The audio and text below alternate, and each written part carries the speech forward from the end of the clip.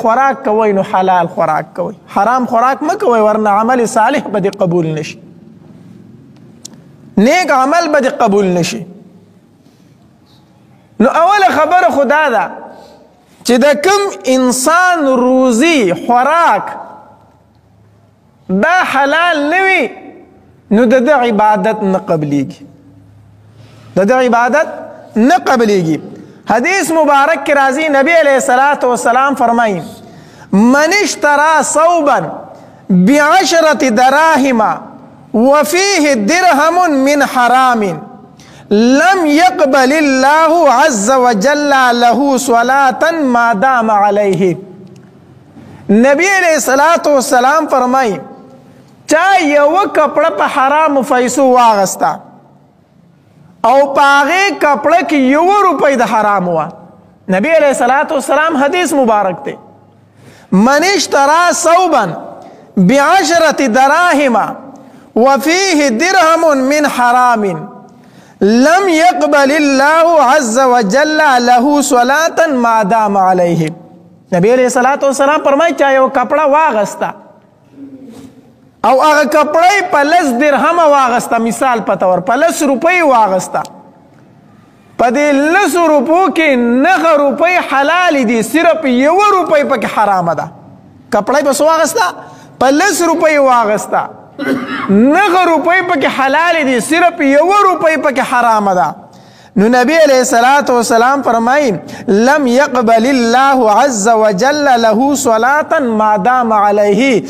الله تبارک وتعالی د دې انسان منځ نه قبلی تر څو چې دا کپڑا ته د بدن باندې پرته وي. نو کپڑې دې اغستې دي، صرف 1 روپۍ پکې حرام ده، او هغه کپڑې موږ د جمعې مانځه ته واغوستې خو ښکلي را روان یو چې ما خو ځان د جمعې مانځه ته سنبال کو، ځکه چې نوې کپڑې او پاکې کپڑې اغوستل سنت طریقه ده، په سنتو مې عمل وکړو.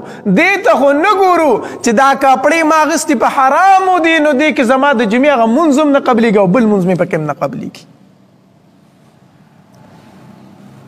دارنګې بل روایت کې راځي نبی علیہ الصلوۃ والسلام فرمایي والذي نفس محمد بيده ان العبد ليقذب اللقمة الحرام في جوفه ما يتقبل منه عمل 40 يوما. نبی علیہ الصلوۃ والسلام فرمائی کم انسان چې خپل ګیړې ته یو نوڼۍ حرام واچوله، یو نوڼۍ چې کله انسان حرام وخوړله نو نبی علیہ الصلوۃ والسلام فرمائی ما يتقبل منه عمل 40 يوما. الله تبارک وتعالی د دې انسان 40 ورځې یو عبادت نه قبلې، یو عبادت یو نوڼۍ چې کله ګیړې ته حرامه لاړه، الله تبارک وتعالی د دې انسان 40 ورځې یو عمل هم نه قبلې، کو منځ دی، کو روژه ده، کو حج دی، کو زکات دی، الله تبارک وتعالی د عبادت نه قبلی. او بیا نبی علیہ الصلوۃ والسلام فرمائی وی وایما عبد نبت لحمه من سحت فالنار اولا به. نبی علیہ الصلوۃ والسلام فرمائی وی د کم انسان چې غوښه او اډوکي او ویني دا شیزونه د حرامو نه رخ شوي وي نو فالنار اولا به، د لره اور د جهنم بیا غوره دی، اور د جهنم بیا دله بهتر دی.